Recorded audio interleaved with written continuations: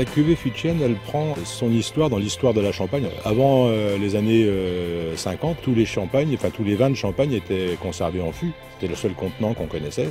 D'ailleurs, c'était la seule qualité qu'on reconnaissait au fût, c'était leur qualité de résistance comme contenant. Dès qu'on a su faire des cuves, dès qu'on a su construire des cuves, la Champagne a complètement abandonné le travail en fût. Et donc on a retravaillé la forêt, retravaillé le fût, mais le vrai élevage en fût. Si on l'appelait Futchen, c'est qu'il y a une raison. C'est que la Champagne avait perdu son savoir-faire. Elle se contentait de travailler avec les fûts en conservation. Et nous, en fait, on a repris le sens de l'histoire et en fait, on retravaille le couple vin-bois. C'est ma rencontre avec Camille, notamment Gauthier. Lui avait déjà compris que les chênes, c'était comme la vigne. Il portait forcément l'essence du sol dans lequel il poussait. Et donc, moi, j'ai commencé à comparer déjà avec d'autres forêts. Comme la forêt de Saint-Palais, la forêt de Châteauroux, Fontainebleau. On a fait tout un tas de comparaisons qui ont bien confirmé que c'était le chêne d'Argonne qui était le mieux adapté à la vinification des vins pour la champagnisation. Le mérandier est certainement l'individu qui connaît le mieux le chêne.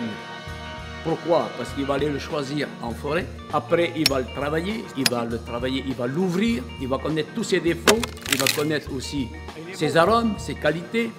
Quand j'étais gamin, puisque j'ai commencé ce métier, ça fait 62 ans, j'avais 13 ans et demi, et j'ai toujours donc travaillé le chêne. Et on travaillait à la main, et on faisait des copeaux, c'est-à-dire qu'on planait le bois, on avait des copeaux. Et moi, je goûtais ce bois.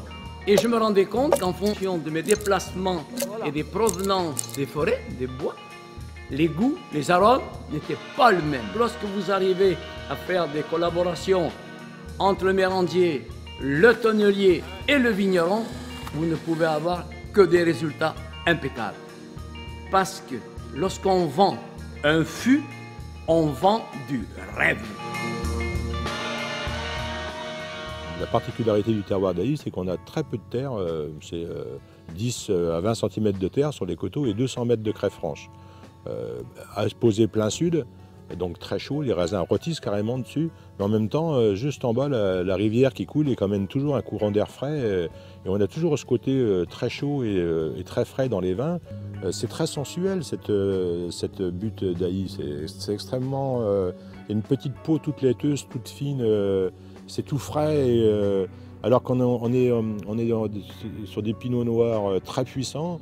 On arrive avec le travail, notamment avec le travail en fût, on arrive à avoir une puissance retenue qui est d'une extrême sensualité, d'une extrême féminité. D'ailleurs, pourquoi on a choisi ce moule de bouteille, pourquoi on a choisi ces formes ces habillages, ces bouchons bifaces. Il y a tout un déroulement, quoi. Il y a une communion avec le terroir.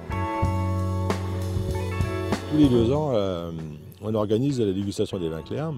On réunit un certain nombre de professionnels du vin, mais aussi tout simplement des amis, des amis de Champagne, des producteurs d'autres régions.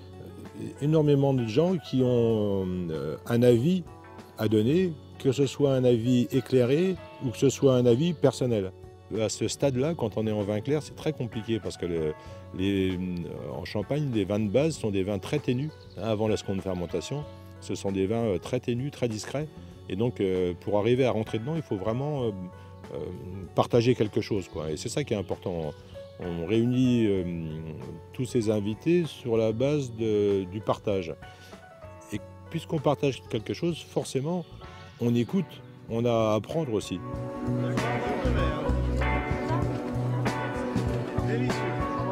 Pour nous, en tant que restaurateurs, c'est vraiment un vrai plaisir de travailler avec, parce que c'est un vin aussi bien à l'apéritif, et encore beaucoup mieux au niveau de la cuisine. Pour moi, Claude Giraud, c'est un joaillier, c'est de l'orfèvrerie ce qu'il fait. Avant de parler de champagne, je pense d'abord à du vin. Avant de penser à du vin, je pense à une histoire, à une dimension humaine. Je suis fier de travailler avec eux parce qu'ils valorisent bien le produit. C'est un produit qui est sincère, qui est vrai. Ça m'évoque un grand vin de Champagne, donc presque un vin de gastronomie. C'est intéressant pour nous étant sommeliers. C'est quand même des cuvées qu'on recherche. They would be quite pleased as it's a different style of a champagne compared to the regular champagne that we have. And it would be interesting to make food to complement this particular vinified style of champagne? 日本も大変歴史のある国ですので、例えばお茶、ティーセレモニーですね。お茶とか、いろんな家元があるんですけども、大体アンリ次郎と同じ12代目、13代目、14代目と家が続いてて、大体400年ぐらい。Un jour, je suis allé chez un marchand de vin près de la maison. Et là, comme par magie, derrière la caisse, j'ai aperçu une bouteille d'Henri Giraud, celle que nous cherchions tant. J'ai donc acheté cette bouteille, un fût de chêne 1990, et je l'ai donnée à ma femme pour une occasion spéciale. Depuis, nous ne buvons plus que ça.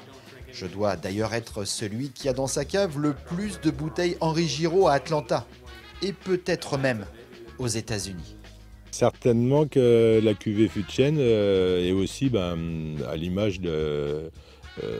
à mon image, puisque c'est moi qui l'ai conçu, on va dire, comme un outil, à la fois comme l'expression de la maison, de la générosité de la maison, mais aussi comme l'outil d'une maison, d'un domaine familial qui veut devenir une maison de champagne.